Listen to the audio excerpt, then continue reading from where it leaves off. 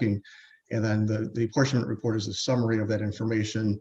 And then this is just part of the background and supporting information that goes along with it. But as I mentioned, I do provide all the 100 or so of the like-kind documents like this. So if you ever did want to, take a look at the specifics for any taxing entity, say, any school district or any of the taxing entities, the county itself, intermediate school district, or anyone else, that information is all there in the supplement. So you would see a number of these documents in similar form, and then how that translates out into actual tax dollars and cents as levied on the properties that's summarized in the report itself for the apportionment report. Thank you, Scott. 2 and 3 go together. We read in item 2, that's a receive and file. Do we have to approve item 3, Scott? I believe the more relevant, or really the only relevant one, is the corrected one. One, I suppose the intention is to supersede the other, and that's the rate that was actually approved by resolution of this board in October. So I think it's 0.2104, I think, is the rate that was approved in October, and then there was the typo on the other report. So I think that implicitly that the action's already been taken. So Okay. if it's a matter of receive and file, I suppose it wouldn't hurt anything to receive and file both of these, but really the one that counts is the one that is the corrected one. Okay. We'll take 2 and 3 together. Do I have a motion? I'll move it, Maraki. It's been moved and supported by Commissioner Anderson. Clerk, please call the roll. Commissioner Scott, Yes. Commissioner Baker McCormick, Yes. Yes. thank you, Commissioner Marecki, Yes. Commissioner Baydun,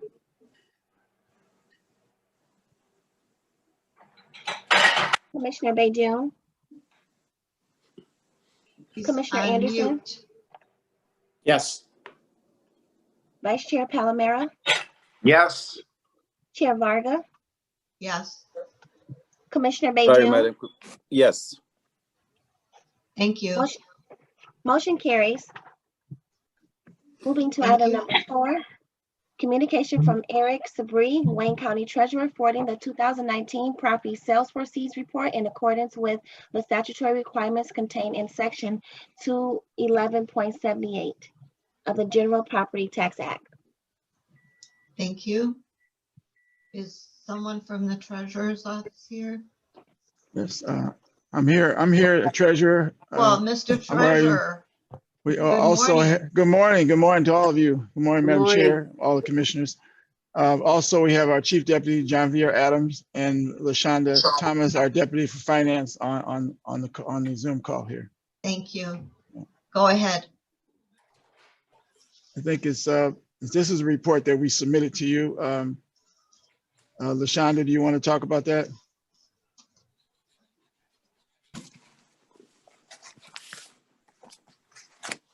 Yes, good morning. Good morning. Good morning. As required by MCL 2211.78, we're required to submit to the Board of Commissioners within 2 years of foreclosure date the net proceeds available for transfer to the general fund. This reflects the $4,551,000 reflects the amounts that were collected related to unpaid 2016 taxes, which moved into foreclosure in March 1st, 2019. So based on the documentation that we provided, we have available to you $4.5 million to transfer to the general fund. Thank you.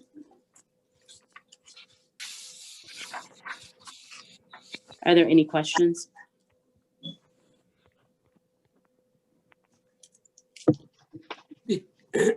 Any questions by members? This is a receiving file also, or no? Yes, it is. Yes, Okay, I'll move to receive and file. Support. Thank you. Thank you. Mhm. Stay on the line for a second, Mr. Treasurer, after we get done taking the vote. Oh, yeah. Thank you. All in favor, say aye. Aye. Since it's a receive and file. Anyone opposed? Motion carries. Next, I'm sorry, I wanted to ask, take a personal privilege. Eric, these are 216s that are going, when is 217 going to go from for the auction in October or next year? Well, let's talk about that when we get to number 6. Okay. Go ahead, Madam Clerk. Item 5, communication from Eric R. Sabri, Wayne County Treasurer, forwarding the report on stadium tax collection efforts for fiscal year 2018-2019 as compared to fiscal year 2019-2020. Thank you. Go ahead and give us a verbal update, please. Okay, Ms. Thomas will continue with that as well. Okay. I'm sorry, let me pull my document. I didn't realize I was going to speak to that. I apologize. Let me just pull my document. Sorry. Sure.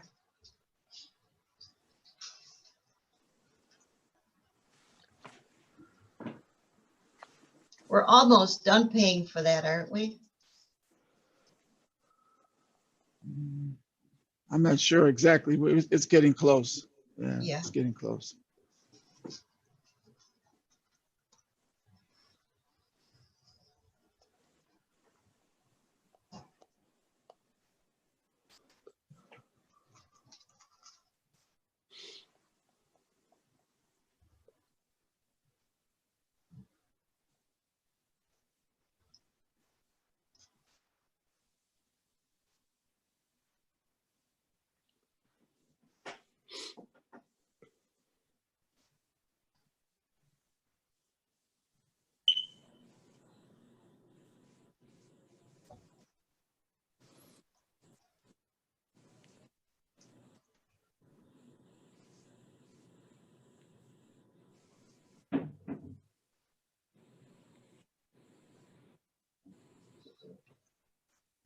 Can start, Treasurer. I'm sorry. Okay. Sorry about that. So I have the document in front of me. So we provided to you the comparison of stadium collections that are required for fiscal year 18-19 to 19-20.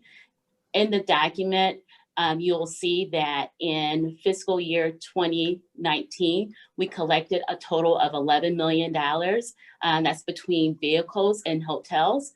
And for 2020, we had a slight decline from prior year to about $7.2 million.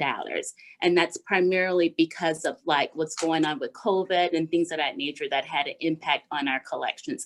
But we're still collecting enough to cover payments for the bonds as required. Any questions on these documents? Any questions by members?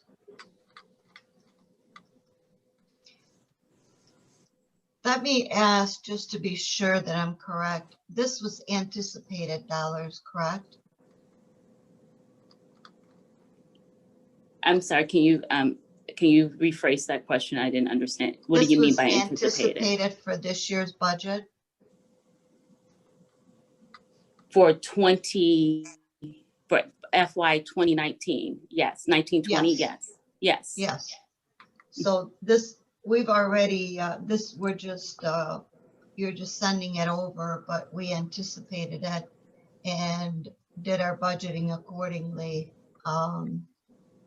Maybe Mark Abbo could respond to my question on that.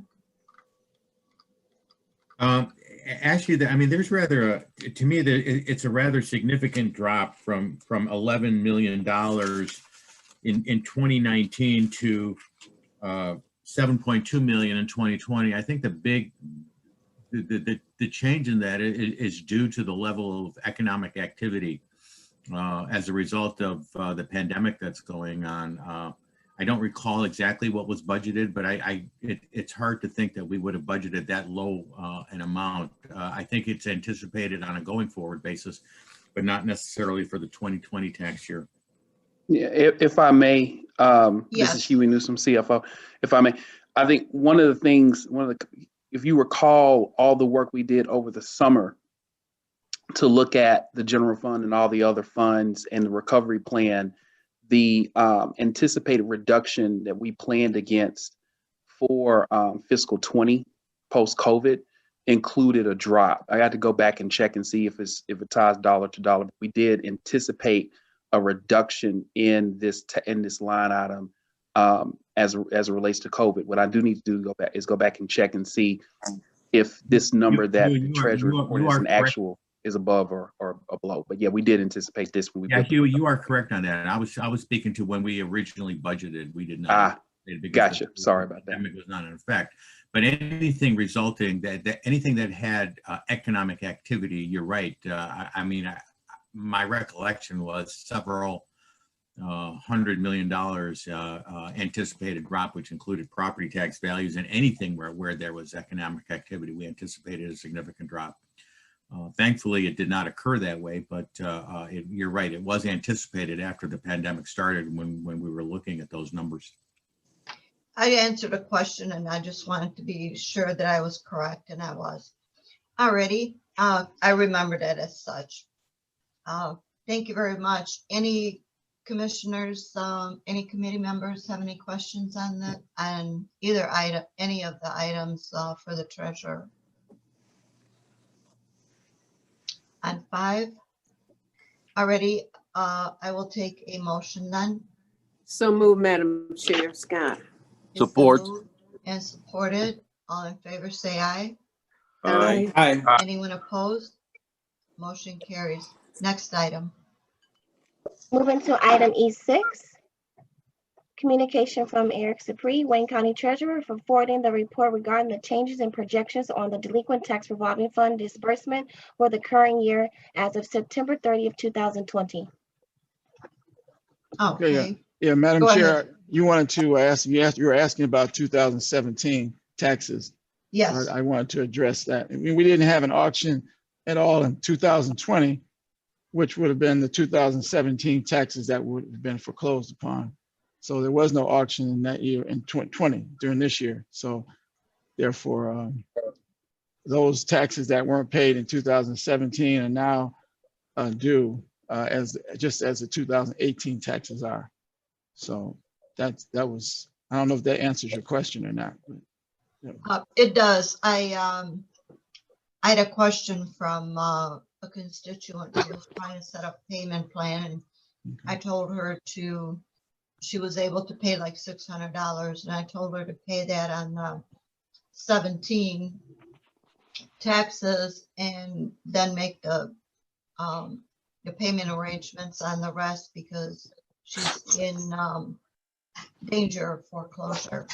Okay, that's good. That was good advice, and I hope that any of you commissioners that have concerns, make sure you contact us, because we're reaching out to as many people as possible to remind them that we have payment plans available, and they need to reach out sooner rather than later. Yes. Madam Chair. Sure. Good morning, Mr. Sabri. Good morning. Commissioner Baidoon. Yes, thank you, Madam Chair. I have a quick question, Mr. Sabri. So 2017, because we did not foreclose on any properties in 2020, they will go to foreclosure in March, correct? Right, this year, March 2021, yes. Yeah, this will also apply for the 2018 taxes as well. So you're gonna foreclose on 2 years, basically, 17 and 18. Exactly. Okay, all right. Thank you. So, and as far as the explaining the details of this report, if you would like a more in-depth explanation, our Chief Deputy, Jean-Pierre Adams, can give you more explanation on that. Just to refresh our information, make sure that my information is correct. What is the best way for people to reach you besides Okay. phone The for, best way, for setting up payment plans. setting up payment plans, if you send us, if you go to our website, treasurer.waynecounty.com. That's treasurer.waynecounty.com. There's, you can do a payment plan online now. We've had over 1,000 people do a payment plan online last month. We just started doing that online. That's one way. And you can send us an email at taxinfo@waynecounty.com. It's TAXINFO@waynecounty.com. And we'll respond to all emails. And if you put your phone number in the email, then we'll give you a call as well. Okay, It's working pretty well. The emails are working because sometimes the phones get busy. We don't have as much, we don't have as many people on the call center as we had before this pandemic started. A lot of our staff got reassigned to other departments, and so we have about half the staff that we had answering the phones. So sometimes the phones, you're not going to get through. So email is sometimes the best way. okay. Yeah, if they don't get through your email, I get my Facebook Messenger. Seems like it's my number one go-to for constituents anymore instead of calling the office. So I can post it on my Facebook page. Any other questions by commissioners? Commissioner Madam Anderson? Chair, Madam Chair, Anderson and then McCormick. I just wanted to ask Eric, are we going to get the list of those that are in our individual districts that the properties that Yeah. are, so we'll be able to Yes, you are. contact them? Yeah, absolutely. And January, about mid-January, we should be able to give all the commissioners a list, as well as we do to all the supervisors and mayors of the townships and cities of their area, so that you'll know who's in danger in your community. Thank you. Thank All you. the help. We appreciate all the help too. Yeah. Yes. Eric, Thank you. real quick, could you send that in an Excel file format? Sure. Certainly. You're talking about so that way you can manipulate it a little bit. That way I can just print out the labels onto my envelopes and mail something to those constituents. Yeah, that's how we usually do it. So, Okay, just Yes. want to make sure. okay. All right. Commissioner Baker McCormick. thank you, Madam Chair. That was one of the questions I was going to ask, but also the stay and pay program. How can you give us an update on that program? Yes, I can. We sent out a total of about 5,000.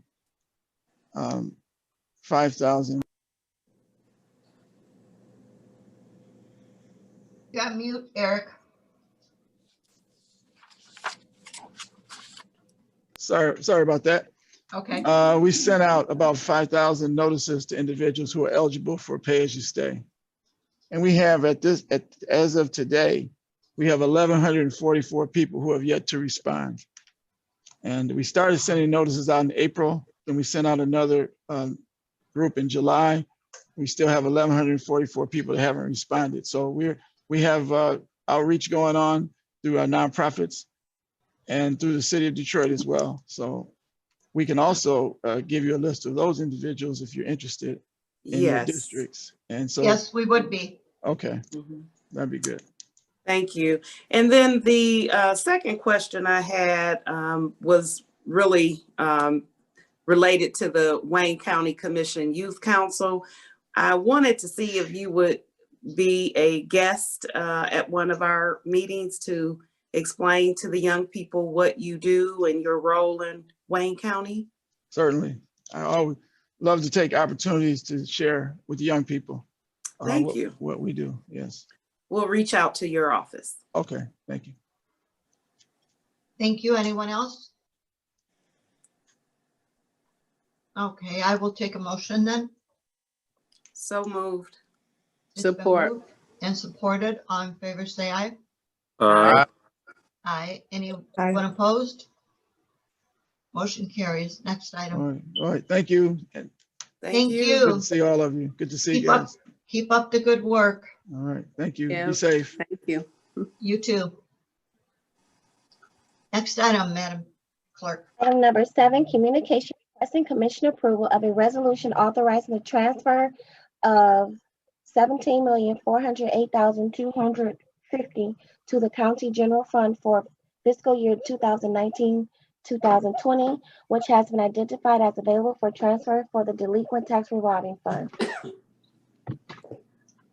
Already, who would like to talk on this? Huey? Mr. Newsome? Sorry, I was on mute. Yes, and so this is, the anticipated budgeted amount that was supposed to come from the DTRF into the general fund for fiscal year 20. What we're doing now is depositing that through this action. The treasurer has already confirmed that this surplus exists. And so we're now doing is requesting authorization to transfer this money into the general fund as is normal protocol. Any questions by committee members? Commissioner Maraki, you're okay? Oh, You're on yes. mute? Yeah, thank Okay. you. Yep, I'm good. Okay. Move approval. It's been moved and Support, supported by Commissioner Scott. Clerk, please call the roll. Commissioner Scott, Yes. Commissioner Baker McCormick, Yes.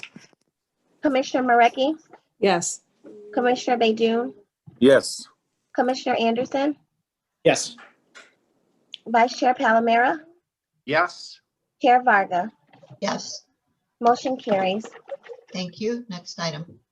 Moving to item number 8, requesting commission approval of budget adjustment 2020-35203, certifying revenue and reallocating expenditures in the county health fund and in the COVID-19 fund. Okay. Any questions? Any discussion? Commissioner Anderson moves, supported by Commissioner Baydun. Clerk, please call the roll.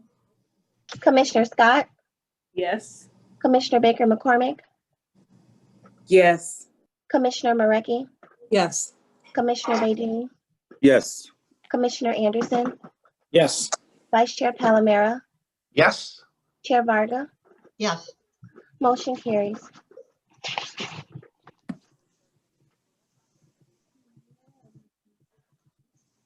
Moving to item E9, requesting commission approval of budget adjustment 2020-35-213, reallocating expenditures in the general fund. okay.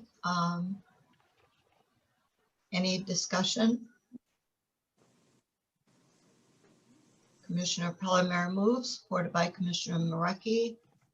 All in favor say, Madam Clerk, could we just take a voice, or do we need to call the roll? Whichever you prefer. Okay, we can take a voice for this one. All in favor say aye. Aye. Anyone opposed? Motion carries. Next item, please.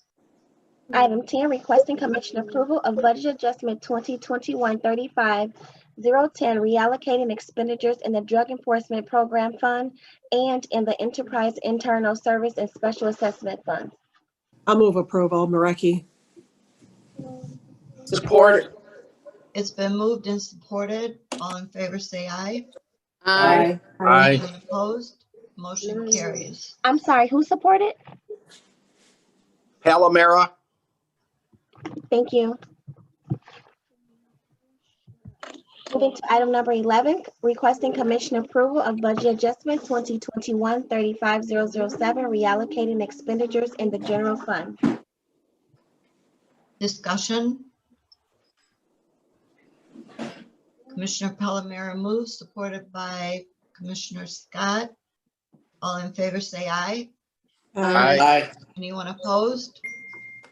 Motion carries. Next item. Item 12, requesting commission approval of budget adjustment 2020-35-210, certifying revenue in the COVID-19 fund. Discussion. Commissioner Baydun moves, supported by Anderson. Anderson. All in favor, say aye. Aye. Aye. Anyone opposed? Motion carries. Next item, please. Item 13, requesting commission approval of budget adjustment 2020-35204, certified revenue in the county health fund. Already, So moved. it's been Support. moved and supported. Any discussion?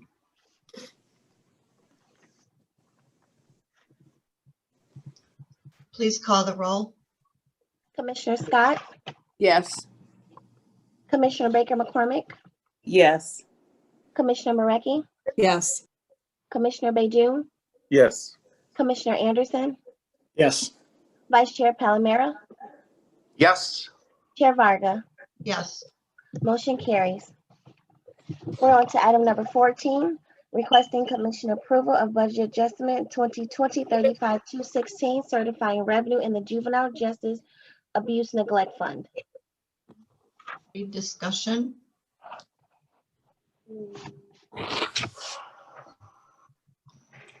Move approval. It's been moved Support Mareki. and supported. Please call the roll.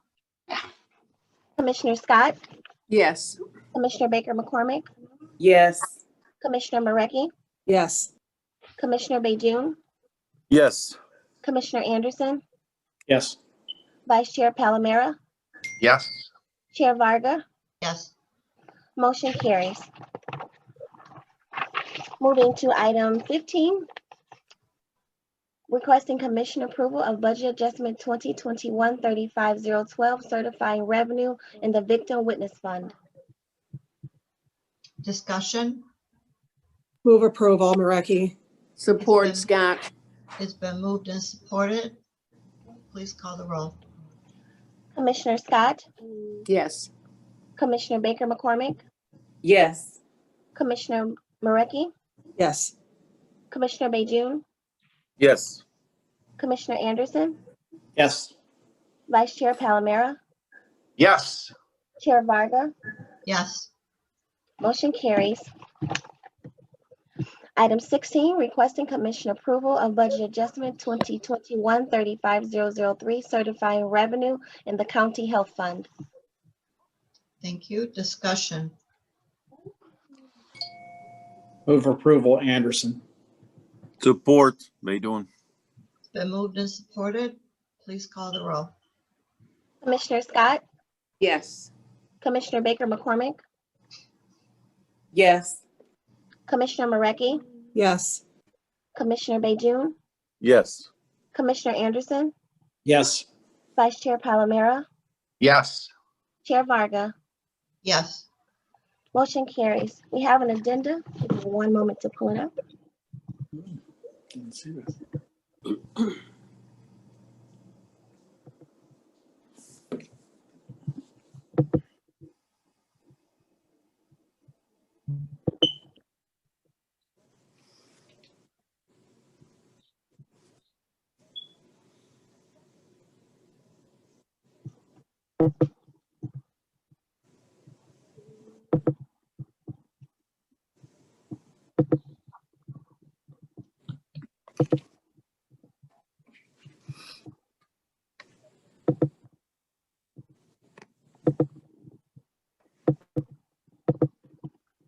Is everyone able to see the addenda?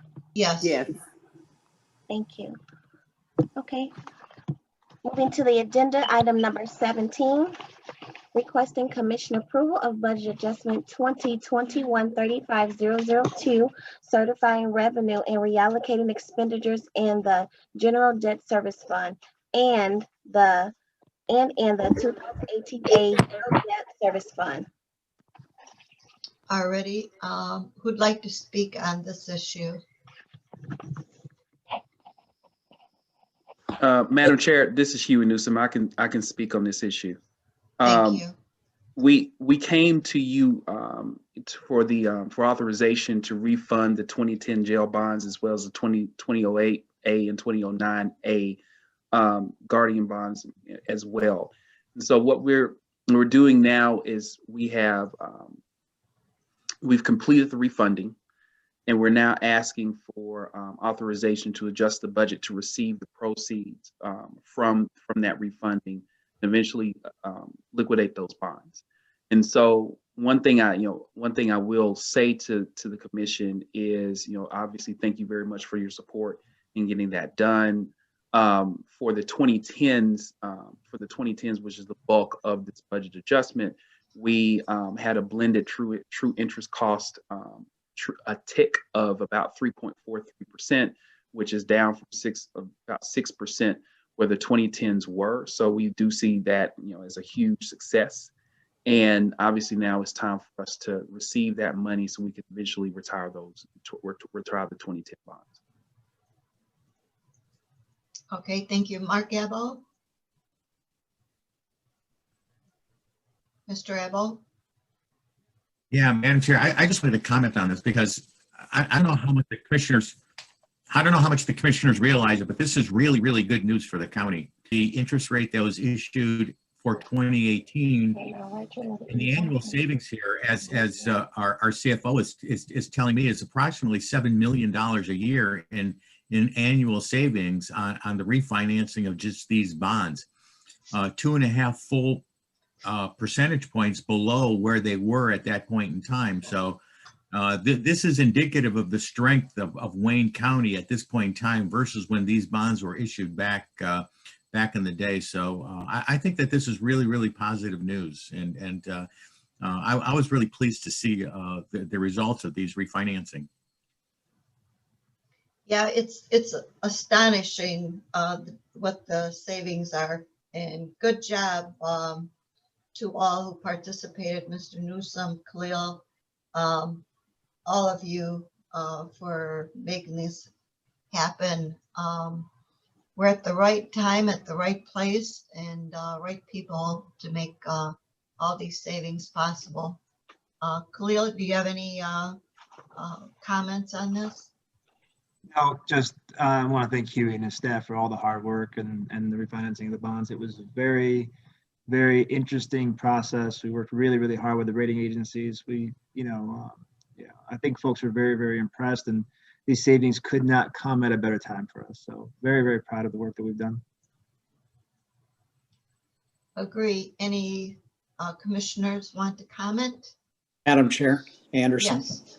Yes. I just had a quick question, Mark, to Mark. Mark, it appears as though we're not financing any additional dollars above what was owed, correct? That's correct. That's correct.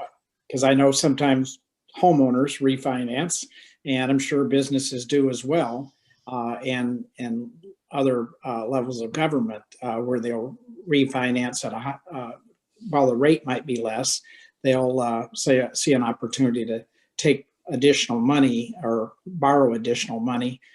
So we have not done that in this case. We have not done that. All right, thank you. Mark, Madam Chair. I think I'm correct in saying that if we did wanted to do that, we would have had to approve it as such. We only approved as the commission for refinancing our current debts. Madam Chair. Commissioner Baker McCormick. Thank you. Just wanted to clarify the length of the time that we have on that bond.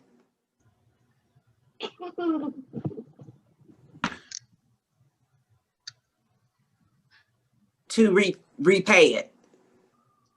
So Mr. Newsome, or yeah, go ahead. so the lifespan of the bonds that are being issued, they sunset in the last series of bonds sunset in 2055.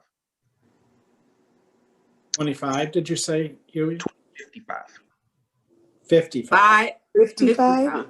So that's, but it's a little there's multiple series of bonds.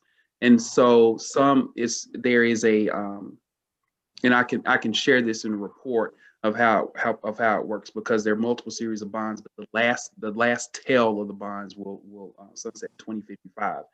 But if you think about it, it's 35 years from now. So, but the average life of the bonds, hold on one second. Let me make sure I give this to you correctly.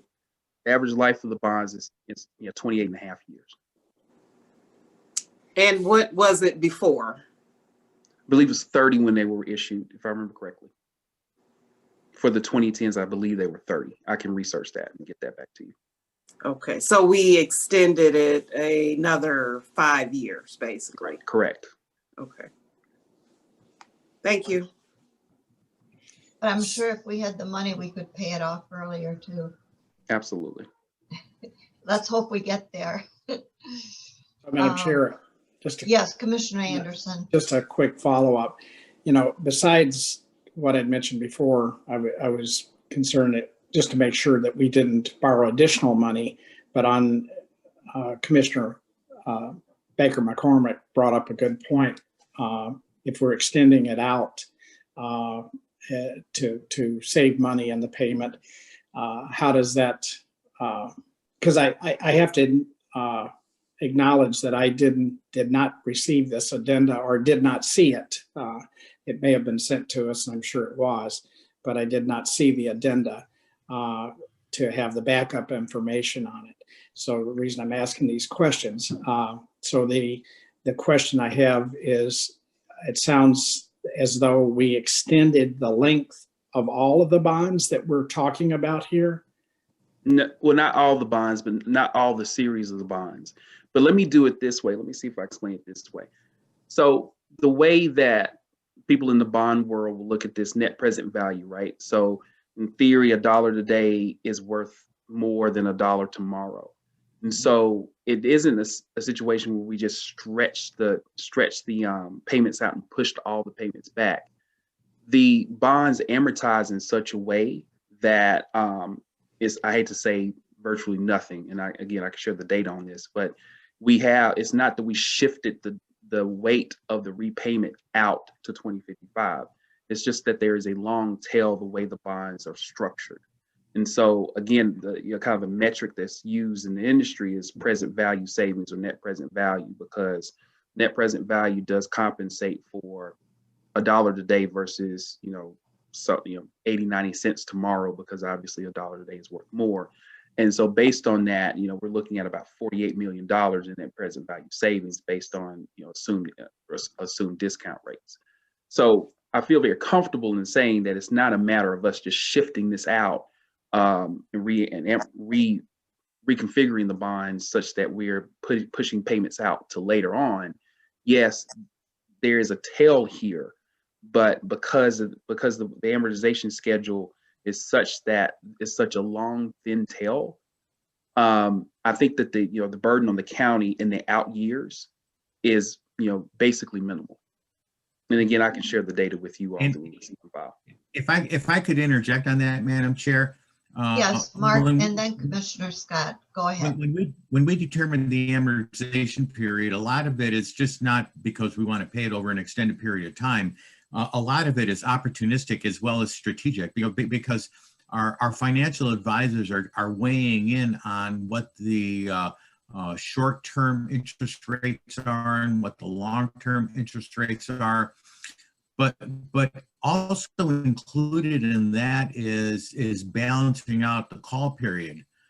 Just like the term bonds that were supposed to be outstanding for a much greater period of time, but we were able to call them in about 10 years. And we will have that same opportunity with these bonds, and on a going forward basis, we will compare the interest rates at that point in time to the then current interest rates and determine whether we want to call them and reduce them to a lower interest rate. Again, it's balancing out the market, looking at long-term rates, short-term rates, what the county's financial situation is, when we can call them. Those things all go into the decision about the amortization. It's just not trying to say, we just want a longer period of time to pay it. It's just not that simple. Mm-hmm. Thank you, Madam Chair. Thank you, Commissioner Scott. Thank you, Madam Chair. How many bonds are we talking about? In terms of series, we're retiring 3 series, 2008s, 2008As, 2009As, and 2010s. So in terms of actual notes, I don't know that off the top of my head, actual bonds that are out there. I can tell you in terms of series and 3 series that are out there. I can get that information for you. Okay, But that would be thank helpful. you. I appreciate it. Thank you. Thank you, Madam Chair. Commissioner Anderson, do you have any more questions? Oh, that's all. Thank you. Okay. Anyone else? Thank you. Great job. Do we have a motion on this? Thank you, So Madam Chair. moved, Madam Chair. Oh, No, we need motion and support. Okay, Commissioner Martha G. Scott moves, supported by Commissioner Sam Baydoun. Yep. Please call the roll. Commissioner Scott, yes. Commissioner Baker McCormick, Yes. Commissioner Marecki, Yes. Commissioner Baydoun, Yes. Commissioner Anderson, Yes. Vice Chair Palomera, Yes. Chair Varga, Yes. motion carries. Item 18, requesting commission approval of budget adjustment 2020-35-243, certifying revenue in the COVID-19 fund. Thank you. Mr. Rahal, would you like to speak on this or Sure. someone else? I think maybe Huey could take this out, or I can talk about all of these in sort of one package. Or if I Okay, think, let's- We let can me take all of these together if you'd like, but go ahead and speak on this, Mr. Newsome. I think for number 18, it's heavy finance. So I do want to explain what happened. The commission will be reminded that every year the state sends us revenue sharing payments, right? This year, due to COVID, our last payment should have been 12.2 million for revenue sharing. Instead, we were given $19 million of CARES money, of COVID money. And so obviously the normal revenue sharing money is general fund, general purpose, it's unrestricted. Instead, we received $19 million of CRF money in lieu of that. And so long story short, what we're doing now is we're asking for authorization to accept that money into the COVID fund so we can continue all the programs. And we'll talk, the rest of the resolutions do talk about how we're spending the balance of that money. But one of the first steps here is to get authorization to accept this last $19 million. We got $188 million that has already been certified from the federal government, but now this money is coming from the federal government through the state to us. And so this will get us to the grand total of 207 million of CARES dollars. And so this money had not been certified before, so we're asking for authorization to certify it as we get towards the end of closing out fiscal 20 to make sure that it is, we can adjust the budget accordingly. Discussion. I have a question, Marecki. Yes. So this CARES money is replacing the revenue sharing, but we're going to have to follow all the guidelines for the CARES Act money. That's correct. So what are we going to do that we don't have this revenue sharing money coming in then? Well, this was part of what we projected as a loss. If you remember back in the spring and summer, we did project that we were going to lose some revenue sharing. And so we've already put together a plan, if you recall all the things we did to kind of address that. These, just like we talked about a few minutes ago, the state and authority tax money, not being the biggest gap that we projected in terms of losses, but it was one of the key components. This also was a key component in that 12 million, we hit the number, actually, sadly enough, that we said we were going to lose the 12 million, we ended up losing the 12 million. So we've already put together a recovery plan and already acted accordingly to address this potential loss. So now the action is, let's accept the CARES money, and Khalil, myself will talk about the tail end of the plan to spend that CARES money momentarily. Okay, so I remember the plan. I remember talking about the projections of the loss, but so that we're going to get nothing then. That's correct. From- In terms of unrestricted dollars, that is correct. The state has Okay. told us that last 12 million is not coming. Okay, because I know the plan that you guys put together and shared with us right at the beginning when this started happening. So next year, well, depending, I guess what goes on in Congress, but do we expect that next year that we'll get revenue sharing, or is it just too hard to predict at this point? We anticipate that it's going to recover, but nobody can say for sure. We're still managing uncertainty, so nobody can say for sure. But we're anticipating a recovery of that money based on what came from the state's budget. I think, Madam Okay. Commissioner, I think it would be fair to say that we should not expect the amount that we received in previous years. I don't know. I wouldn't expect that same amount. I wouldn't expect more. You have to think that somewhere along the lines, the economy will not be as good as it was in 2019. And so you will receive some amount less than what we've been receiving in the past. But we don't know if, the governor's proposed $100 million plan is going to get approved by the legislature. We don't know if the federal dollars that may come through a new administration may be for unrestricted funds or restricted funds.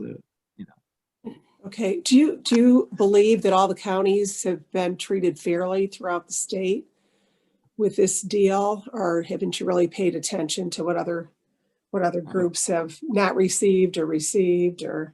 Oh, no, we've been paying attention, and we've been advocating not for an equal amount going everywhere, but for an equitable amount. Wayne County is not just the largest county by population, but we are disproportionately more affected by COVID-19 than any other county. And that goes from, the infection rate to the death rate to small business shutdowns to everything in between. So while we have seen allocations, just by way of example, the MEDC grants that we received, has been sort of distributed evenly according to population to different counties and things like that. And yes, we do receive the most. It doesn't accurately reflect the equitable issues that are facing us. Okay, all right, thank you. Thank you. Anyone else? Already, that was number 18, correct? Yes. Okay. We can go ahead and read in 19 and we'll take it together. Okay. Item number 19, communication requesting commissioner approval of modification number 1 to the Charter County of Wayne's nonprofit COVID-19 relief grant program, granting delegated authority to the executive office to administer the program, which will award grants up to $49,999 each. Thank you. Go ahead, Mr. Thank you, Madam Rahal. Chair. And thank you to all the commissioners. And I would say that 19, 20, 21, all kind of, I'll discuss all of them, and then you can take them any way you'd like, because I kind of feel like all these kind of go together. I do want to thank your staff for working very, very hard to put a lot of this stuff together. Felicia, Mark, Pam, Joe, Terrence, Mary, they really worked hard on this to make sure we get this in front of you as fast as possible. So as you all are aware now, right, we are the recipient of a lot of federal dollars, not the CARES dollars, now state CARES dollars, FEMA dollars. We received extra HUD dollars on top of our HUD allocation this year.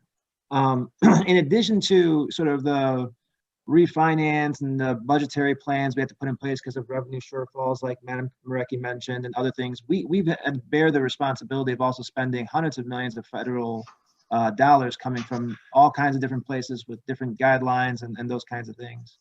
And particularly with the CARES Act dollars, you all know that there's a deadline to spend the money, that we have to spend it before December 30th at the end of this year. We have about $10.7 million left to spend, as I reported in previous meetings with this body. Now, there's good news and bad news there. Good news is we are performing better on the spend than many of our counterpart municipalities. The bad news is, we have not hit our goal. And our goal is to make sure we absorb as much of federal resources into Wayne County as possible without giving any of it back. You all are experiencing the benefits of, a 2% percentage point on the interest rate, resulting in $7 million annually. I will tell you, one of the main reasons for that is because we have found ways to, absorb as much of that in recoverable expenses. We've, helped with the, put money towards the COVID issues. And we've spent money into the community, in nonprofit grants and small business grants, in HUD dollars for tenant-based rental assistance and those kinds of things. That has helped with spending. It has helped our economy going. And so it's the, it's a reflection of, Wayne County's ability to give the bond markets, more confidence in our economy and things like that. So, we really have been doing a lot of work, and what we are looking for now is the nimbleness and the ability to be able to spend the remaining $10.7 million to address any issues that may come up. And so we attempted to put together a list of things that we think we would spend the money on. In an effort to be overly transparent, we wanted to provide you that list of things and work with the commission and hopefully, administering these dollars both to recoverable expenses and investment into the community, again, to achieve the things that we've been talking about.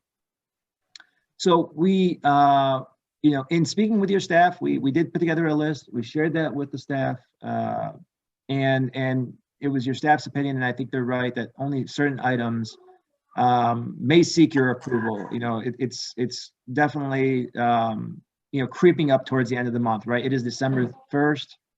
We have until December 30th to spend the funds. You all know that the last week and a half, the county is off. So we have to work very, very hard, very, very quickly to spend these funds. Sorry, one second. So we have about $10.7 million left to spend. I want to very briefly go over how some of the items we may spend the money and other places where we may set limits. Things may change, and there are factors that we all have to take into account here. And the number one factor that we think that we cannot predict at the moment is whether or not we will be the recipients of a vaccine that may come in December. Many of you have probably heard that there is a Pfizer vaccine that is looking to be distributed sometime in December that requires extra cooling and those types of things. We don't know how much the United States will get of that vaccine. We don't know how much the state of Michigan will get. We also don't know within the state of Michigan how much Wayne County will receive. And then there's an order of things, right? There's frontline workers and first responders. There are folks that are vulnerable, over 65, so on and so forth.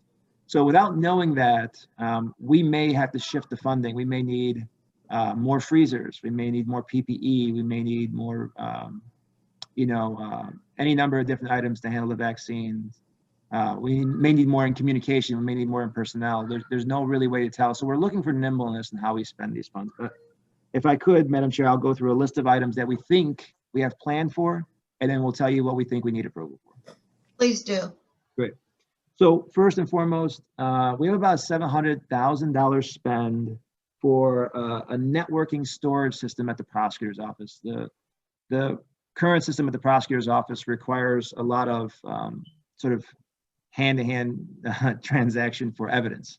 A networking storage system there would allow for them to be able to handle evidence remotely, not having to go into the office, not having for chief of police officers to hand over things to prosecutors and meet and give them the ability to work remotely. This is a system that the prosecutor's office requested, procured, handled the right way. It can be done and installed before December 30th, so we feel very confident that this is a good, intelligent spend. Thank you. No problem. Another spend is about $4.6 million in what we call PPE, but could be sort of a block of any number of different items, including the thermometers that I think Commissioner Anderson spoke for in the past. We have about $100,000 worth of thermometers we're looking to purchase to put into buildings to check people before they enter into buildings. But your typical PPE is also included in this, including syringes and gowns, possible freezers if we do get a vaccine that's necessary, as well as communications. We think there's going to be a very heavy, strong need for extra communications to make sure that the public is well aware of all the things that are going on. There's a lot of concerns that come with a vaccine. What trials may have been done, if there are any side effects, how safe it is, who's going to make it available and when. You know, as we said before, if we only get a certain amount, there may be a you know, a hierarchy of individuals that may be in line to get that. I'm sorry.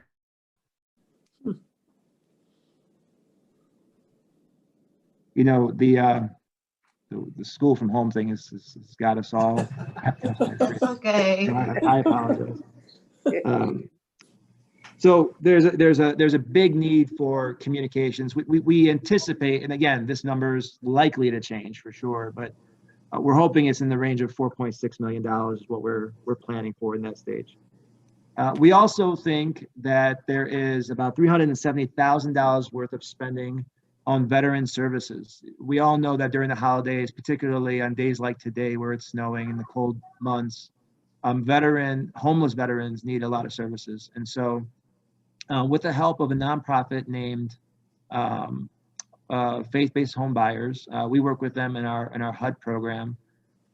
National Faith Home Buyers has a veterans program where they are going to take veterans, work with a couple different churches in the city of Detroit, house them throughout the holidays all the way through December, provide them food, counseling, as well as testing for the virus and things like that. We think with about $370,000, we can help service about 100 veterans.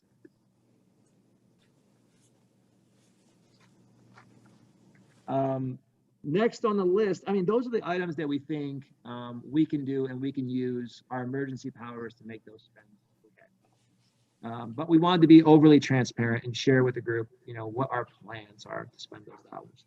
There are three sort of existing things that we previously seeked approval for from this body that I think we want to look at and amend. And the first is this 19, the nonprofit grants.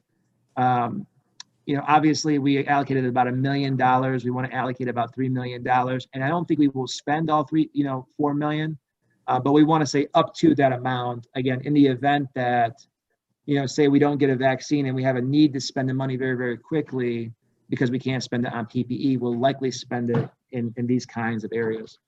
We're also looking to make changes to the program a little bit. You know, originally folks were eligible to receive up to $25,000 per grant. We would like for that number to go up to about $49,000. And I'll tell you specifically why that number is 49,000. It is to avoid, under the CARES Act guidelines, you know, anything above $50,000 requires subrecipient agreements, which is just more administrative work for us. So that's why you see the number where it is. We think giving the money out in larger amounts will be easier from an administration standpoint on our end. Obviously, if you've got a lot of different $20,000, $25,000 grants going out, that's a lot of transactions. And because there'll be a lot of transactions, that's harder to make sure that we get the money spent between now and the end of the year. So we think larger amounts is easier for us. It also helps get money into the community so that they can provide a service that we all need. And some of these services are like, attacking some of the issues that we're all very, very well aware of. Next is increasing the amount of small business grants. Another 1.5 million. We're not changing the terms of the program, just increasing the amount. I will say that I'm very, very proud of this program with the small business that we've been administering since June. You know, the only relief that's really come from the federal government in terms of grants for small businesses has been really sucked up dry by a lot of major corporations and a lot of big businesses.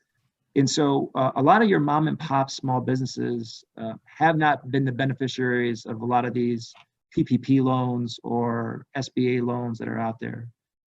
I'm happy to say that 100% of the $50 million grant that we put together went to businesses under 50 employees. You know, we have done extensive amount of surveys with those folks. We are seeing our money go to the most vulnerable areas. You know, over half of the people that have responded to our surveys, we've gotten about a 30% response rate for our surveys, which is pretty good. But what we're seeing is over half of them are minority-owned small businesses. About 40% of them are women-owned businesses. So we're really proud that the money is going to the areas of need. And I think that comes from programming, you know, and the details that you all set forth of making sure it goes under 50 people. And also in our outreach, you know, we've done a lot of good outreach into vulnerable communities. So we think, especially with executive orders right now, this is probably a good idea to spend money in this area. And then I'm looking at my list here. There's also a need to increase the amount that we're giving to our administrators in Guidehouse, about $1.3 million. Now that's not on this list, I don't believe, but there is a contract that we have, I think that goes through government ops. Thank you for lowering the list. This makes it easier for me. There is a contract that we have existing with Guidehouse that we are seeking to get amended. We will do that through the contract, through government ops, but I wanted to make the body aware that we are looking to keep Guidehouse on all the way through March to help us with auditing purposes. The CARES Act guidance allows us to be able to do that. We're going to be seeking that in the amount of $1.3 million. Again, using it out of the CARES dollars as an eligible expense is better, definitely better than doing it out of our general fund. So we'll be seeking to do that as well. While that is not on the list, number 21 that is on the list is about $247,000 for a retail study in different corridors. Now, this is funds that came from an MEDC grant that we received. This is not out of our original CARES Act dollars. This is from an MEDC grant. Again, the original source of funds of that MEDC grant is CARES dollars. So we do have to spend it before December 30th. But many of the commissioners know, we attend a Friday working group with 50 different organizations. We have breakout sessions. Most of that, the intent of that group is to really help attack and bring information and support small businesses throughout Wayne County. And many of them come from different corridors within the county. Downriver, Western Wayne County, the city of Detroit, folks in Central Wayne County, and it's made up of a very, very good, strong, geographically diverse group. And this is something that folks think will be helpful, is to study the effects of what is happening due to shutdowns, the effects of what's happening in particular corridors where people go to go out to eat, get a coffee, spend their money, keep our economy going. It is something that we can do and receive a report that we can share with this commission before December 30th. And so we're really excited about that. But again, it is a result of grants that we received out of the MEDC grant. So Madam Chair, with that, I will leave it open to any questions anybody has. Okay, we have a list, and I'll call the list off in that order. Commissioner Scott Anderson, Commissioner Irma Coleman, and if Commissioner Dobb has anything, she's also joined us. Welcome. Commissioner Scott. Thank you, Madam Chair. Khalil? Yes, ma'am. I hope you can add, I lost my services yesterday for my seniors in Highland Park and Hamtramck for their bus transportation. And that was through SMART. And so I'm hoping that some of these dollars can help them. I got you. If you can we talk offline? SMART did receive its own set of CARES dollars.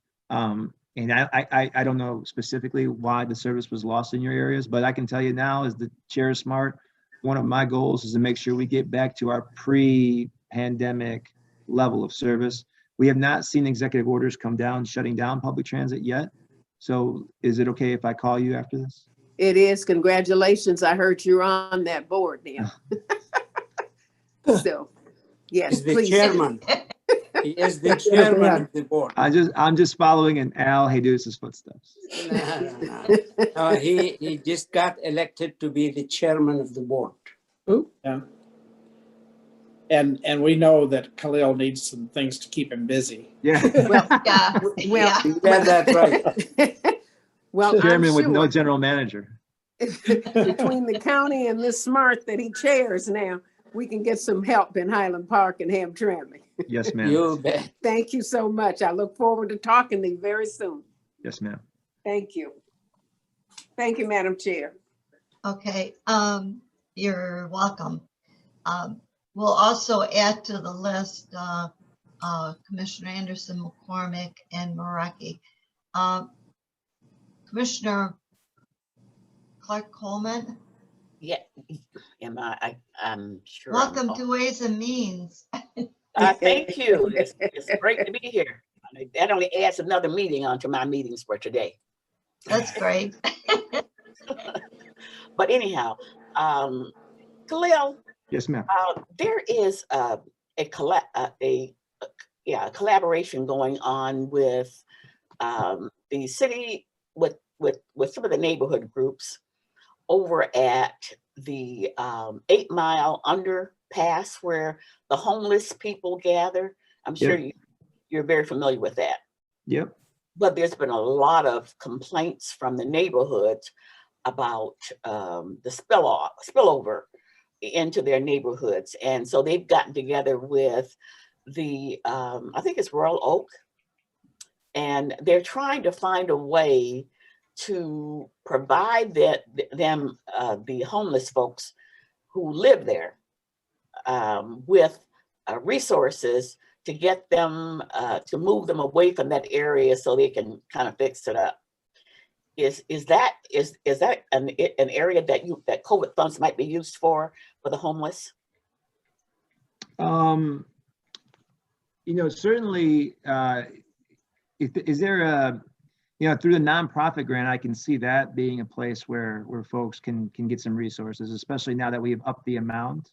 Mm-hmm. Do you know of a nonprofit in the area, or even better, can I connect you with China Cochran, who is the director of our outreach division? And I think, this is an area that I think she really wants to tackle. And because she's running the nonprofit program as well, it feels like it's probably a marriage there. So if it's okay with you, I'd like to connect. Yeah, I think that she would be perfect for that because she's very familiar with that area. It's as a matter of fact, it's like Livernois and 8 Mile area. You know where it's noted for homeless people under there and they're begging. Yep. Well, there is a terrible spill off from that, and they really need more than just. You can't just put them out. You gotta help them. You gotta give them somewhere to go. You gotta give them some resources once they get there. So there's a couple community groups, and would that be considered nonprofits? If they're a 501c3. Yes, it would be. And what I would say is this, we don't know what's to come in the future, right? It's probably good to just make this outreach and connect and learn. And if the new administration provides us more federal dollars, I can't tell you that they will. I don't know what the restrictions will look like. I don't even know what our needs will be then. But if you have this sort of, moment to learn and experience and connect with groups that are trying to attack problems, it puts us in a better position later on. Yeah, and like I said, it's a collaboration with the city of Detroit, with the and with Royal Oak, and hopefully with the county to try to do something to help. But I will talk with China. Great. I'll make sure she reach out to you. Thank you. Okay, I will call on Commissioner Anderson next. Thank you, Madam Chair. Khalil, thank you for, I know you're just swamped with things to do, but I wanted to thank you, first of all, for for the committee that meets for considering and helping to, hopefully we'll get them soon, the temperature check stations for county buildings for people coming into the county buildings that have to come in. And I appreciate that. Hopefully we'll get those sometime soon, but I have a feeling we're going to be dealing with this for some time yet. And it'll be beneficial, I think, for a quick check to see if someone's got a temperature and should not be in the building. The vaccines, as you mentioned, there's at least one of them that has to be kept frozen or in a extremely low temperature. And I noticed that Macomb County has already purchased some of those freezers. Yeah. And I hope we will be ready for it when we do get that. I'm not sure if that was the Moderna or was that the Pfizer that requires the extreme temp. They both require freezers. The Moderna requires the Pfizer requires the extreme temp. And I believe Dr. H&M are in the process of purchasing one of those freezers. I want to say it costs something like $7,000. We're also getting an extra one from the state of Michigan. And every week, now every 2 weeks, Friday mornings, our health department has been communicating with all of the health systems in Wayne County who also have additional freezers. So we've been coordinating it. Okay, good, good. I just hope just want to make, and I know you're probably on top of it to make sure that we're going to be ready for it once we start receiving some of that vaccine. I was going to ask you, you touched on the nonprofits receiving some of these dollars, the federal dollars, and one of the things that I haven't heard mentioned that I think might be something we should consider helping is some of the large nonprofits like Gleaners and Forgotten Harvest and Zaman out in this direction. All the things that they do, as well as some of the local food banks, even if we could get some smaller grants to some of them, they fill a gap from the large organizations, and the Gleaners and Forgotten Harvest are really countywide doing some great things to provide foods. Food and staples for the communities, and I'm sure all the other commissioners are aware of it as well.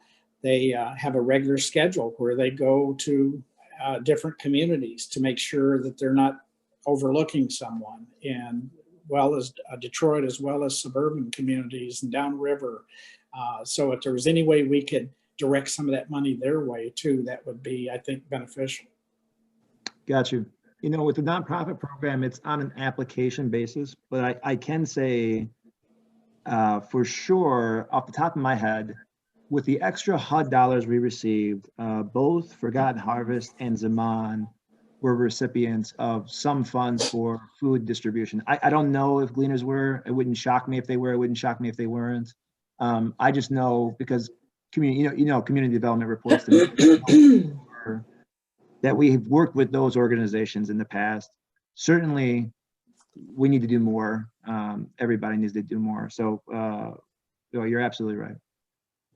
I just would ask you to look into that and see if you can see if they're getting something. If they could, I'm sure they can always use more because they're really in need now.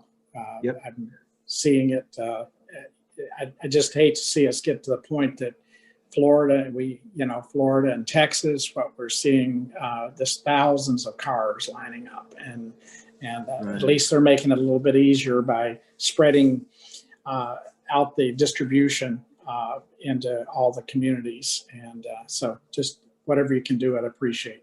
Yes, sir. Thank you. Thank you, Madam Chair. Thank you. Commissioner Marecki, then Commissioner McCormick. Thank you, Madam Chair. Khalil, on number 21, I'm wondering what the point of a study is that we know what the conclusion is going to be and how this benefits the county. We know all these businesses have been devastated, especially now the restaurants. Right. So I'm just wondering about that. Yeah, I wish I had Wafa on here. She knows knows a little bit more about this than I do. But what I can tell you is, we have been thinking about this in different ways. We have now, I don't know, tens of thousands of different applications about businesses, and we have a lot of data, and we don't know what the data tells us. It's not like in business development, we've got like 4 or 5 people trying to administer tens of millions of dollars and do their jobs, their normal jobs. So it's really hard to look through all the data and see what that tells us. But what I think is important is, to study the hardest hit areas of the county, because if we do get resources in the future, we want to make sure that the resources are targeted, going into areas that need it the most. So what I'm hoping is we learn a lot from this data to tell us maybe in the future, if we do have extra resources, where to divert those resources. So you don't feel like using $250,000 to help out the businesses now would be more beneficial? Yeah, and I'll tell you, that's a great point. We are putting 1.5 million more into it. What I would say is this: there's only so much the small staff that we have can administer between now and December 30th. We are looking for large spends. We are looking for large spends because, you know, we're very, very fearful that if you continue to give out small incremental amounts, you will get to December 23rd and everybody will have to take off, and then all of a sudden we won't be able to, we'll have money left over. So, you know, in thinking about it, we sliced it a little bit down the middle. We did 80%, you know, 1.5, if you will, towards more small business grant applications. And by the way, that will take up the majority of the applications we have outstanding, which is how we settled on that number. And then we took the remaining amount, looked for a study, did the outreach with our Friday, you know, working groups, and this is what they recommend. Well, I want to thank you guys for all the work you've done, because you've done an amazing job in such a short time. So thank you for that, because it's been really fascinating to see how this money has been spent to help the community. So thank you. Yeah. I'm all set, Madam Chair. Thank you, Commissioner McCormick, and then Commissioner Bailey. Thank you, Madam Chair. I just wanted to commend the administration, Khalil, and your staff on dispersing the funds. I've received many calls from businesses in my district.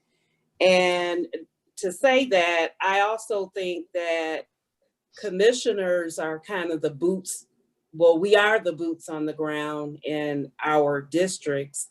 And so we kind of understand, as Commissioner Anderson was indicating, what organizations, what businesses might need the help and resources. So I was thinking that maybe in reaching out to the commissioners by appropriating a lump sum to each commission district to figure out what organizations, what businesses could really use the funds. Be it if it's 50,000, 75,000 per commission district, and we had, 10 days to figure out what businesses or even individual homeowners that were impacted by COVID. In my district, we were very hard hit, and I'm getting a lot of calls on access to wheelchair ramps that is needed right now.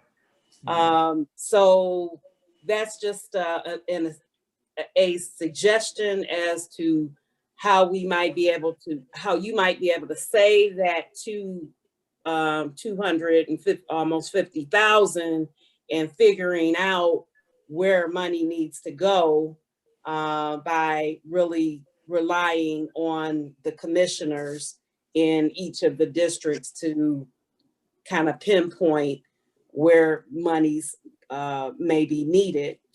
Also, I sit on NACO's, the National Association of County Organizations Committee for Homelessness.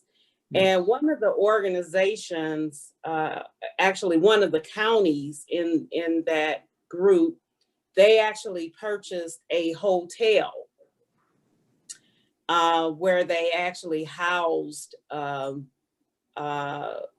homeless folks. And so if we had a hotel that was going up for auction or being lost, maybe that's a way to address Commissioner Irma Clark-Coleman question about homelessness and how to house those individuals. And then the last thing is for seniors. Commissioner Scott brought up busing. I know in my district, a lot of the seniors don't have transportation, And if we could work with an organization that maybe could pick them up and take them to their doctor's appointments or to the grocery store, maybe we could contract someone to do those types of things. And maybe that would be on an individual district basis, how those, again, funds and dollars are spent. And so those are some of the suggestions that I had in how we might be able to spend the money. Great. Thank you. No, thank you. And I'm going to have China also reach out to you as well. Thank you, Commissioner Baidoon. Thank you, Madam Chair. Khalil, just a quick question. The $50 million grants that were expended for businesses that struggled because of COVID-19, are there still many outstanding applications that have been approved but not they have not received the money? Do you know that? Or I know WAFA probably handles that more than you do. But Yeah, no, we're close. I don't know what the outstanding amount is, but we're getting there. You know, this is something, you know, that we learn throughout this process. $50 million worth of $20,000 grants was really, really difficult to administer, right?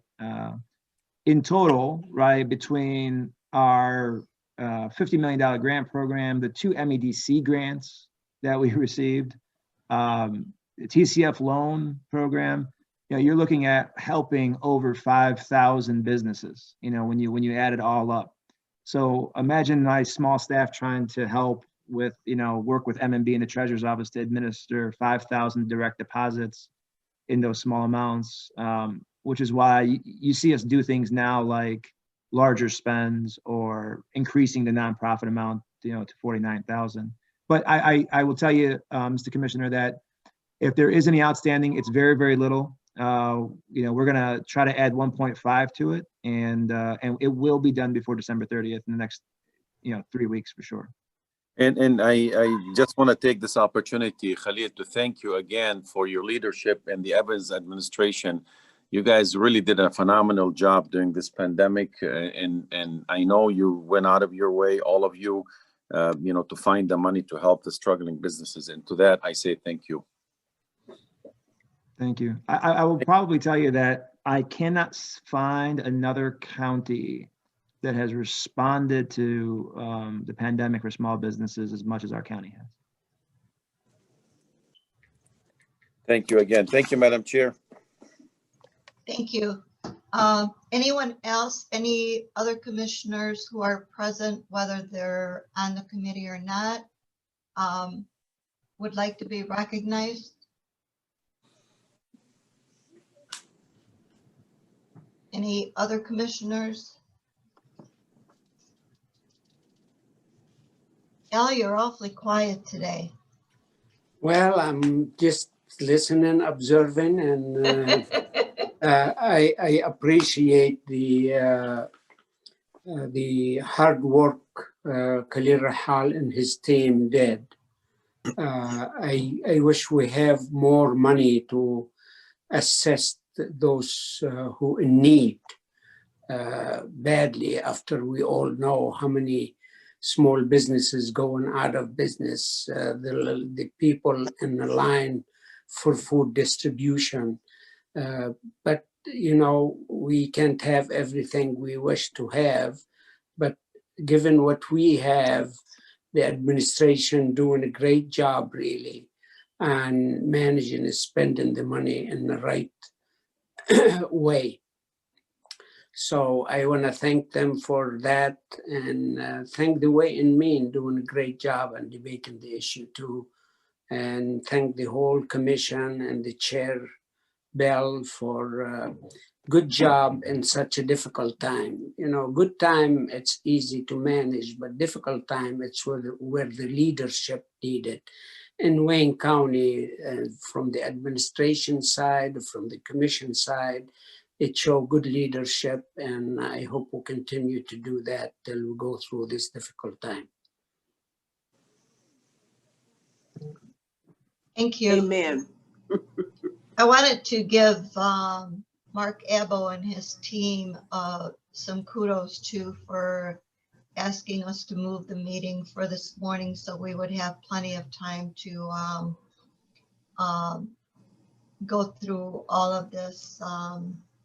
And it happened to be a good morning to be in with the snow. So thank you for all the work that our staff has done on this, as well as the executive staff, Khalil, our wonderful CFO.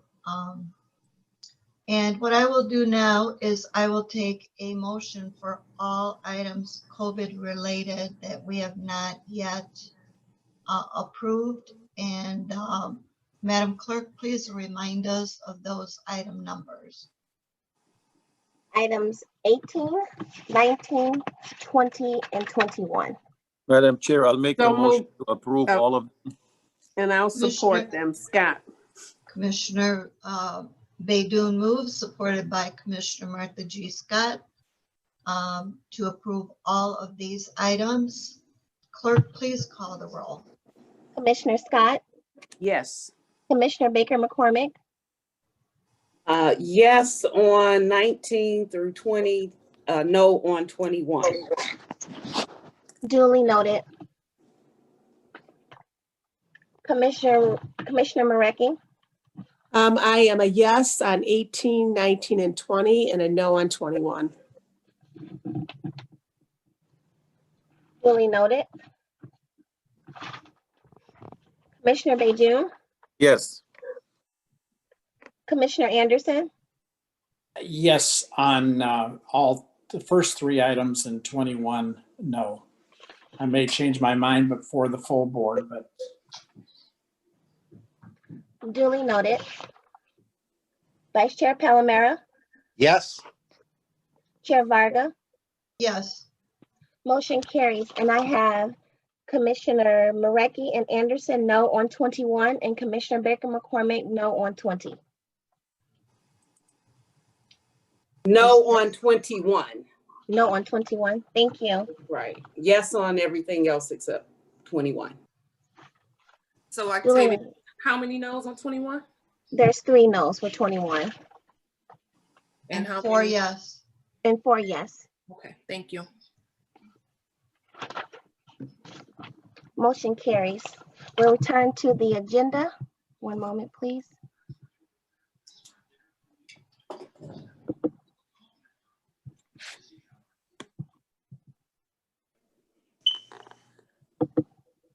While she's doing that, I just want to also tell you that I'm going to be here and available to assist you as well as other committee members. So should you need anything extra that we have to get a special meeting set up for, Khalil, we're ready and available to assist you in any way that we can.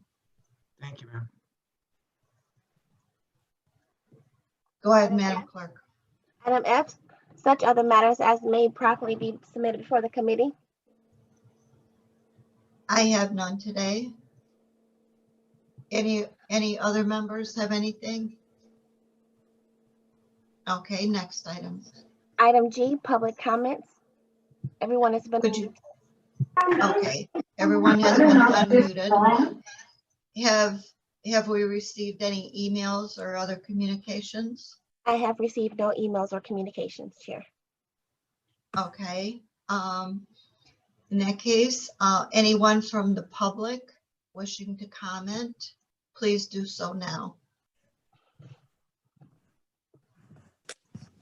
Anyone from the public wishing to comment, please do so now.